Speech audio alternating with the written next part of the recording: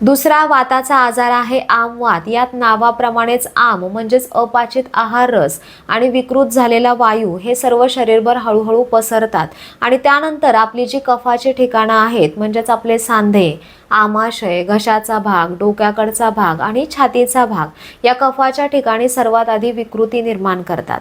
त्यानंतर अगदी इनिशियल स्टेजला अंगामध्ये कणकणी असणं, ताप येणं, सांधे दुखणं, सांधे जखडल्याप्रमाणे वाटणं, अंग जडजड वाटणं अशा प्रकारची लक्षणं आपल्याला बघायला मिळतात।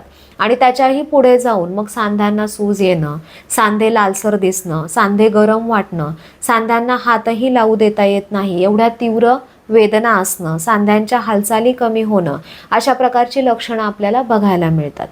आमवातामध्ये ही मोठ्या सांध्यांची विकृती आपल्याला सगळ्यात आधी बघायला मिळते, म्हणजेच खांदा, कोपरा, मनगट, खुबा, गुडघा, घोटा आणि मणके हे जे काही मोठे सांधे आहेत तर या ठिकाणी आपल्याला सगळ्यात आधी विकृती बघायला मिळते। आता आमवाताचं संधिवाताशी कंपॅरिझन करायचं झालं तर मी आत्ताच सांगितलेला जो साम संधिवाताचा जो प्रकार आहे तर याच्याशी आमवाताची बरीचशी लक्षणं मॅच होतात। पण आमवातामध्ये संचारित्व हे खूप महत्त्वाचं लक्षण आपल्याला बघायला मिळतं। म्हणजे काय तर आमवातामध्ये एका सांध्याकडून वेदना सुरू होऊन दुसऱ्या सांध्याकडे, दुसऱ्या सांध्याकडून तिसऱ्या सांध्याकडे अशा प्रकारे वेगवेगळ्या ठिकाणी वेगवेगळ्या सांध्यांमध्ये आपल्याला विकृती बघायला मिळते। कारण जो आम आहे तो विकृत वायूमुळे सर्व शरीरभर हळूहळू फिरत असतो।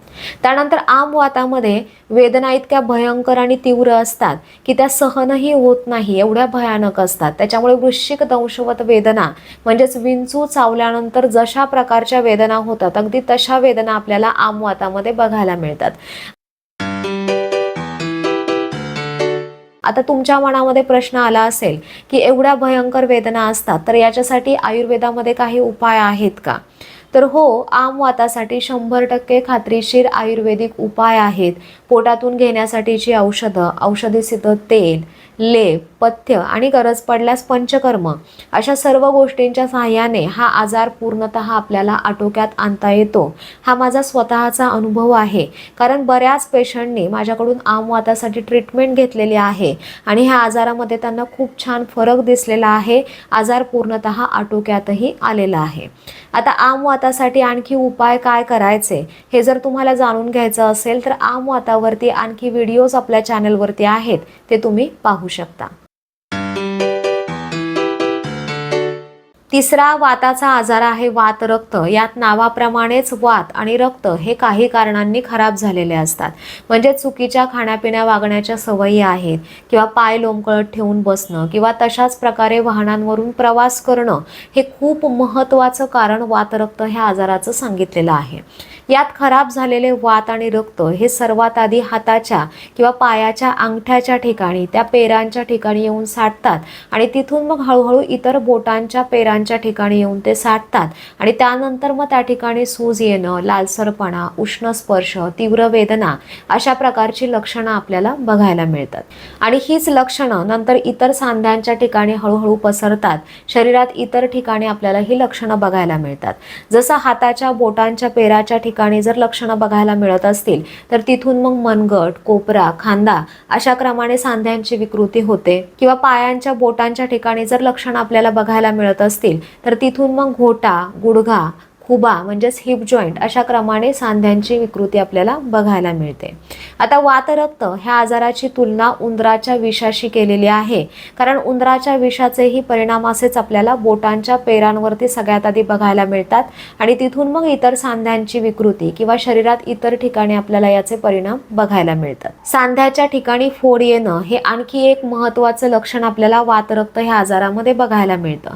त्यानंतर आजाराची तीव्रता वाढली की सांध्यांच्या ठिकाणी वाकडेपणाही आलेला आपल्याला बघायला मिळतो। आता वातरक्त ह्या आजारासाठी उपाय काय करायचे तर वाताच्या शोधनासाठी बस्ती चिकित्सा आहे किंवा रक्त शोधनासाठी रक्तमोक्षण चिकित्सा आहे किंवा पंचकर्मामधले इतर उपाय आहेत। पोटात घेण्यासाठीची औषधं आहेत, औषधी सिद्ध तेलं आहेत, लेप आहेत, पथ्य आहेत।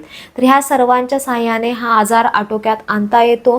हे उपाय तुम्ही चांगल्या वैद्यांकडून करून घेऊ शकता। वातरक्त ह्या आजारावरती लवकरच स्वतंत्र व्हिडिओ देखील येईल। हा संपूर्ण व्हिडिओ तुम्ही व्यवस्थित ऐकला असेल तर कोणत्या प्रकारचा वाताचा आजार आहे हे तुमच्या पटकन लक्षात येईल. ह्या वाताच्या आजारांवरती तात्पुरते उपाय करण्यापेक्षा चांगल्या वैद्यांकडून आयुर्वेदिक उपाय करून घ्या. हे आजार पूर्णतः नक्कीच आटोक्यात आणता येतात. या व्हिडिओविषयी काही शंका तुमच्या मनामध्ये असतील तर कमेंट करून नक्की विचारा. आणखी कोणकोणत्या टॉपिकवरती तुम्हाला व्हिडिओज बघायला आवडतील ते देखील मला कमेंट करून नक्की सांगा. धन्यवाद.